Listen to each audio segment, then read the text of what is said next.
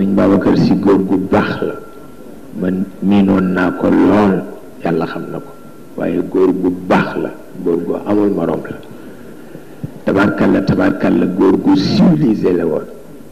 maa ngi fàttaliku keroog bi may wax ni nit ñaa ngi maa fàtteloo sama àlluwa, dama naan ko te nga koy def guddi, mu ni kon sama naafila, ma ni ko nga séddale ko. keroog Omar Samb mii la ñaan ni ko dooma may tuuti ndox nag dafa góox rek.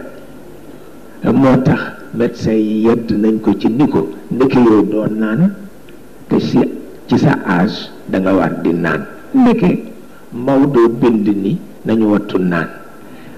pire mu nekk la ko coow loo xam ni man mii ma ni fokk nu seet lu tax, parce que docteur bi ne ku naanul sa reen yëpp yàqu. Maodo ni wattu leen naan bu bare, nan seet fu yëf yi jëm. moo gën a baax kat ñu ni Maodo ba mu koy wax ci buntu kuy jàng ci école a taxoon.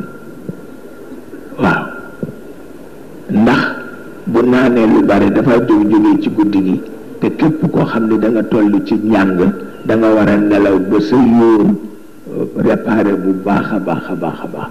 moom daal coow la mujj bare, waaye ba tey rek noonu la baax na. waaw ñu di ko soow rek. Omar Samb mii xam naa bëgg mu naan lu bare tax mu sotti ba weer ba di fees. mu di ko xool ba mujj mu ni ko waaw Omar, mu ni ko fu maa teg sama tuñ. wallaay ndeysaan noonu ñëpp nu daanu ci suuf. wallaay ndeysaan ndax yiw rek. wallaay mu ni ko fu maa teg nag sama tuñ.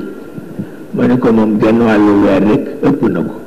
wallaay ndeysaan wallaay ndeysaan